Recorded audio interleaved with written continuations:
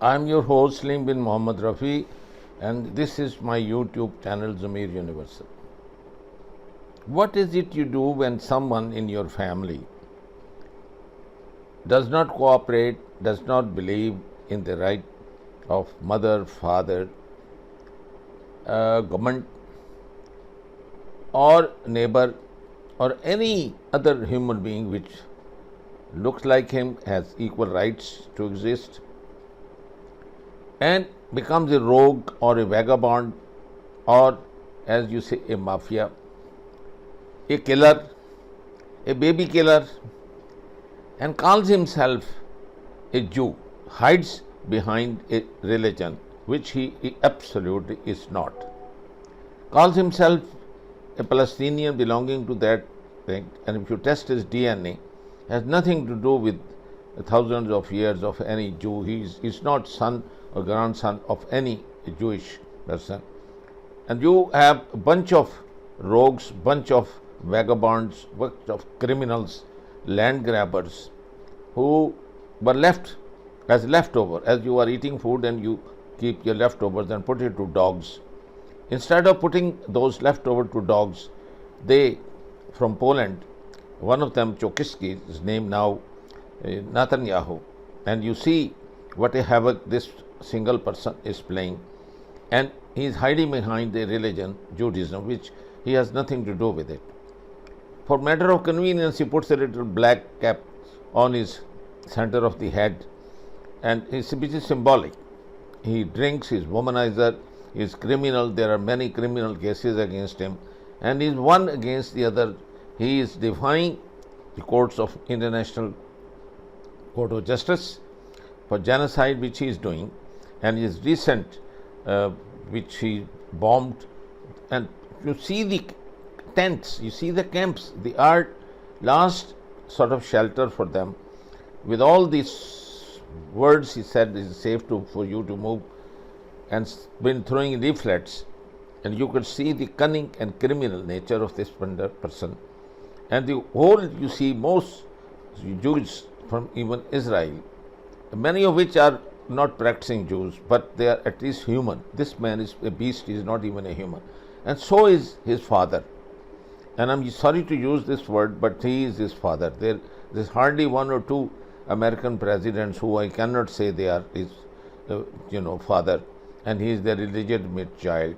I give you just a little glimpse of Harry Truman, which was the actual father of Zionism, which found this land and stabbed the back of the Palestinian, and see what he is saying, that gradually we will get it there, otherwise there will be a reaction. The Zionists want the whole of Palestine in a plate for them, and which can't be done. Now he is talking about this thing, remember, 75 years ago when he was the president.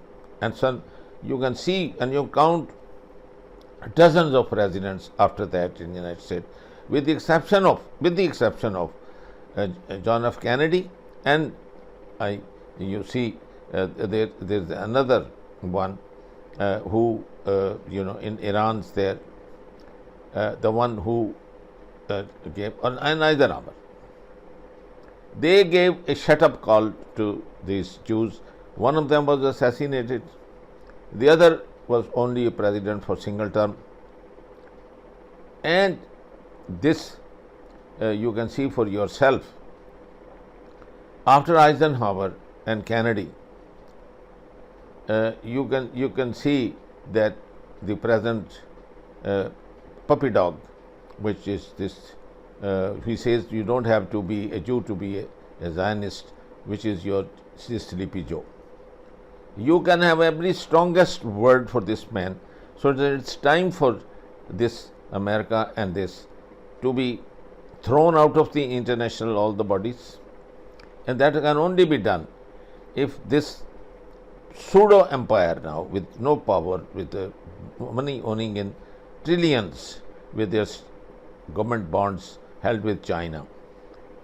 So you can see him providing your tax money of the Americans. So you are helpless, you are herd of cattle. You live in a farm, so the America is a farm, and all that money you earn, and your children and your father did it is going to go to their illegitimate child, which was, from Great Britain, and the Americans at that time, they carved that piece of Holy Land and gave it to the Zionists as prestige. See the conflict. See what they've done in Rafah, and complete disregard for International Criminal Court for his arrest warrants, complete disregard for Intercourt of Justice, and you see the dare of the Speaker of the United States calling him to address. Damn you, that shows your filthy face. That shows how dirty, filthy, and how criminal you are. That you are asking a criminal, a war criminal, to come and address the joint session. What would you all look like? You will be sitting there like pygmies, small, tiny pygmies, and you should be ashamed of yourself.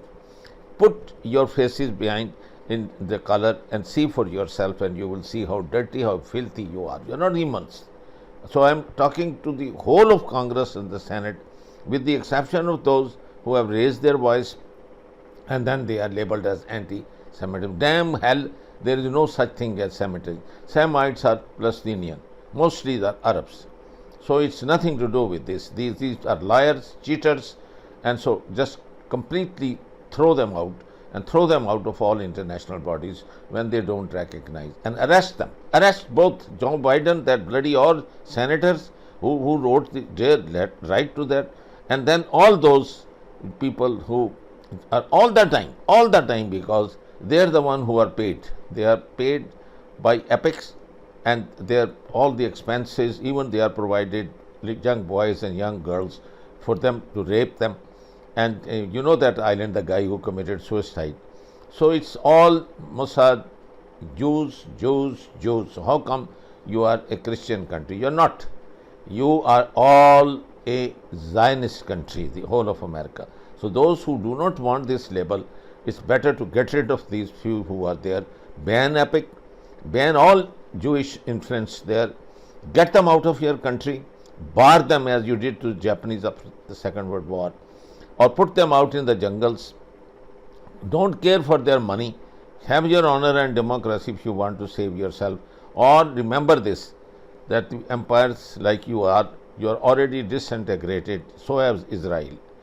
Look at your internationally where you stand today, and look how isolated both of you are. The United States, you are alone. And soon you will, the blackened face will be thrown out of all the international bodies. And imagine how indignant, insulted all the Americans will feel who elected you. So it's about time that you get rid of this and vote for the new party, the Green Party, the party who has emerged from the young students demonstrating in the United States and now spread all over the world. The intelligence community and like have been relentlessly focused, not just on a ceasefire that would inevitably be fragile and temporary, but on a durable end of the war. That's been the focus, a durable end of this war. One that brings all the hostages home, ensures Israel's security, creates a better day after in Gaza without Hamas in power, and sets the stage for a political settlement that provides a better future for Israelis and Palestinians alike.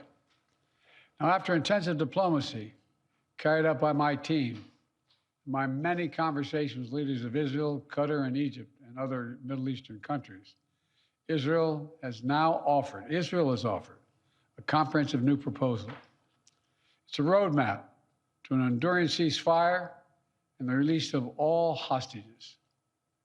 This proposal has been transmitted by Qatar to Hamas. Today, I want to lay out its terms for the American citizens and for the world. This new proposal has 3 phases. The first phase would last for 6 weeks. Here's what it would include: a full and complete ceasefire, a withdrawal of Israeli forces from all populated areas of Gaza, release of a number of hostages, including women, the elderly, the wounded, in exchange for release of hundreds of Palestinian prisoners. There are American hostages who would be released at this stage, and we want them home. Additional, some remains of hostages who have been killed would be returned to their families. bringing some degree of closure to that terrible grief. Palestinians, civilians would return to their homes and neighborhoods in all areas of Gaza, including in the north. Humanitarian assistance would surge, with 600 trucks carrying aid into Gaza every single day. With the ceasefire, that aid could be safely and effectively distributed to all who need it. Hundreds of thousands of temporary shelters, including housing units, would be delivered by the international community. All that and more would begin immediately.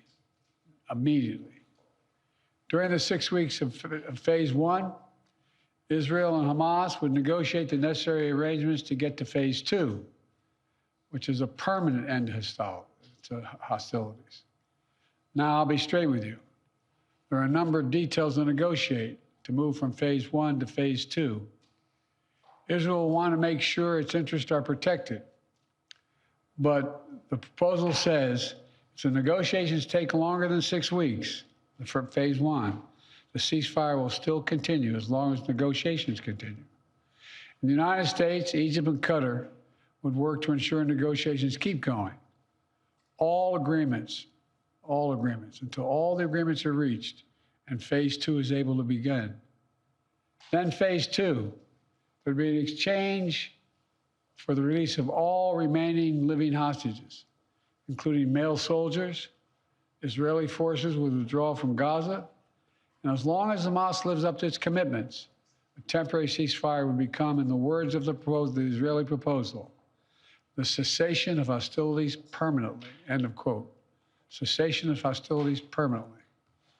Finally, in phase three, a major reconstruction plan for Gaza would commence, and any final remains of hostages who've been killed would be returned to their families.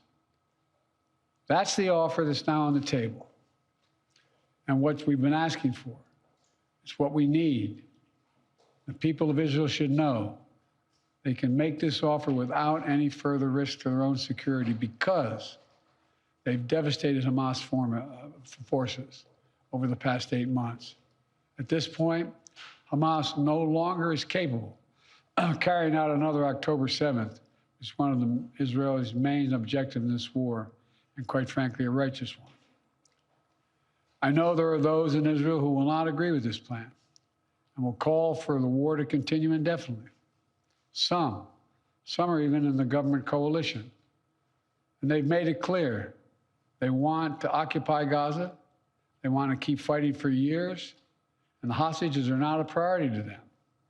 Well, I've urged the leadership in Israel to stand behind this deal, despite whatever pressure comes. And to the people of Israel, let me say this.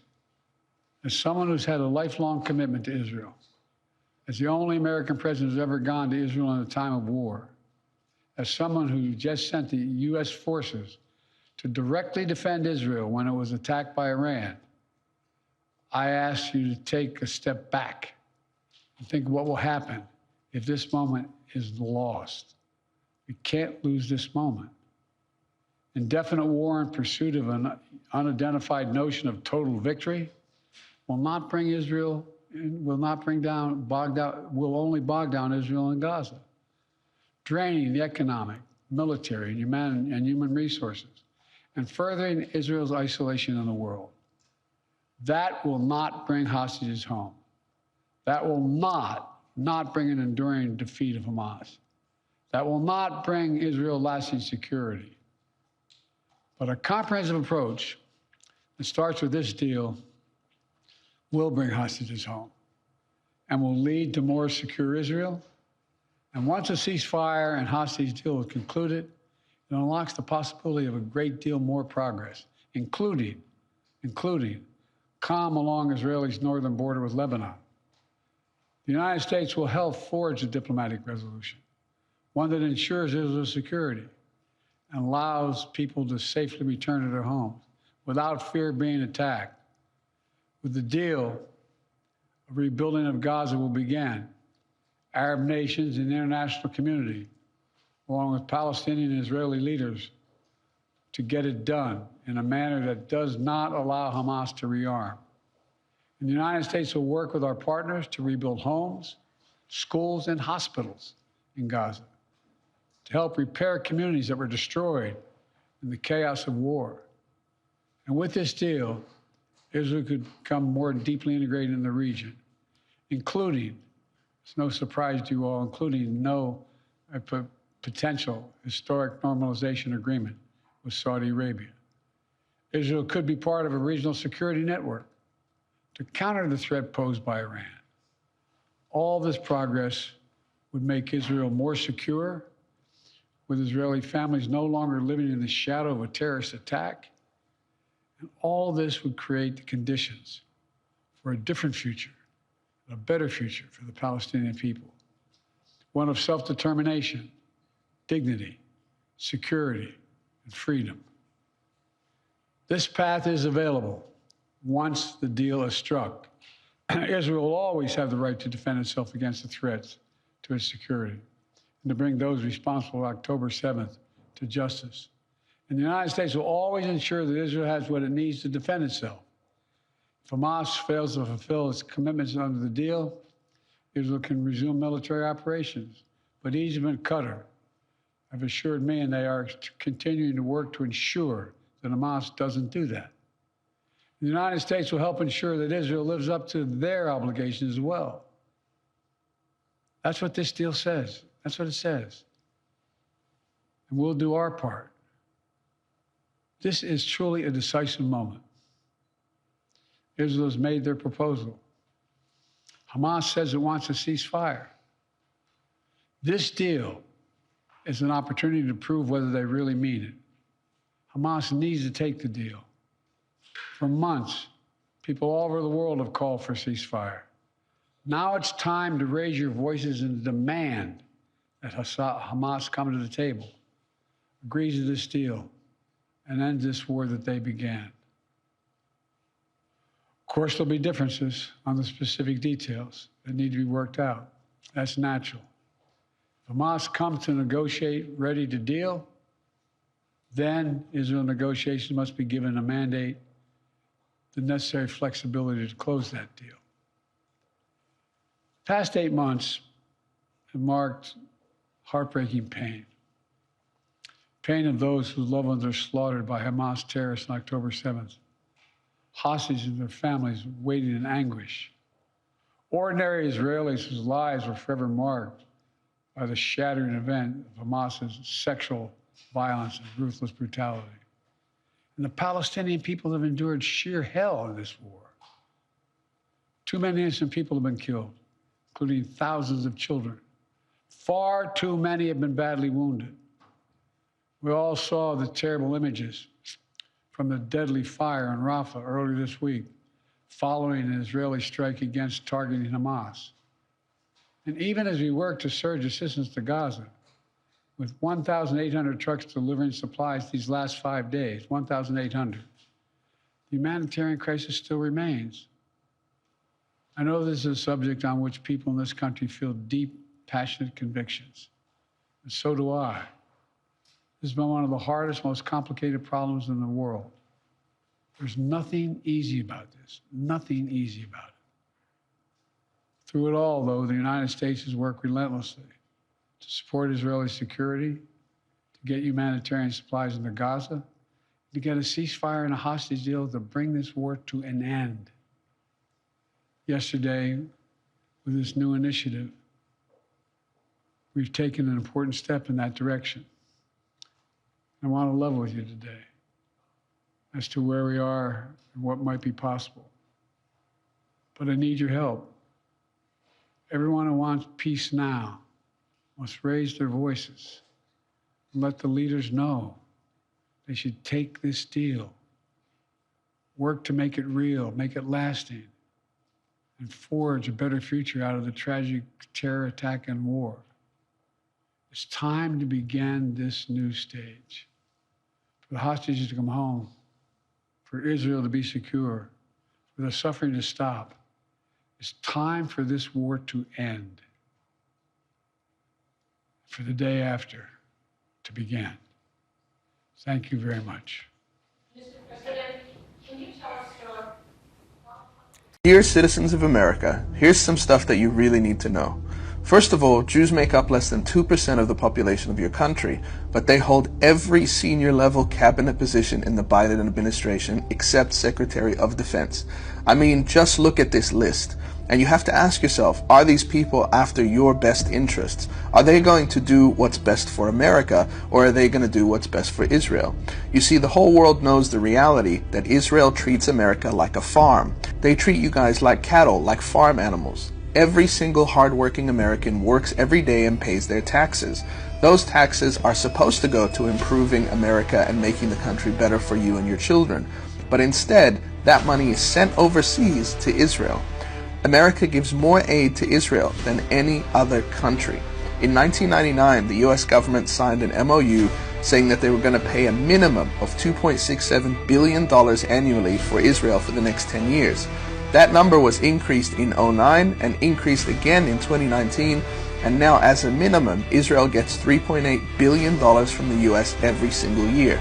That's $3.8 billion a year of your money, your tax money, that should be providing you with health care, should be providing you with a college education, but is not doing any of those things. Now, in addition to financial and military aid, the US also provides a lot of political support to Israel, as we've all seen. It used its veto power 42 times against resolutions condemning Israel. Now, the veto power was used a total of 83 times. 42 of those were used to protect Israel. That's more than half. So if I was an American, I would be asking myself, why am I living on this farm? Why am I allowing myself to work and sweat for my entire lifetime, as well as everyone I know and love, as well as all my children, just to send all of this money and support away to Israel? Hello, I'm Ted Pike, and this is my wife, Alin. Today, a foreign government, Israel, operates the most powerful lobby in Congress. This is AIPAC, the American Israel Public Affairs Committee. Through control of Congress, Israel demands and gets nearly $5 billion annually. No elected official dares criticize Israel for fear the Jewish lobby will accuse him of anti-Semitism, the kiss of death for any politician. The president also knows what Israel wants, Israel gets. To act otherwise is political suicide. The mass media, founded and controlled primarily by Jews, manipulates the spigot of information out of which heartland America drinks. The message of this contaminated source is, if you criticize Israel, you are anti-Semitic. Be safe. Keep your head down, or you are fair game for being knocked off by the Zionist shooting gallery. As a result, our president and elected officials are slaves to political correctness when it comes to Jews and Israel. They cannot seriously criticize Israel, especially as the source of Mideast strife and terrorism. They cannot suggest an end of aid to Israel. They cannot even protest Zionist control of Congress. Universal television को subscribe करना ना भूलें। उसके बाद bell button पे click करें और अपने कमेंट्स के सेक्शन में अपने कीमती जो ख्यालात का इजहार ज़रूर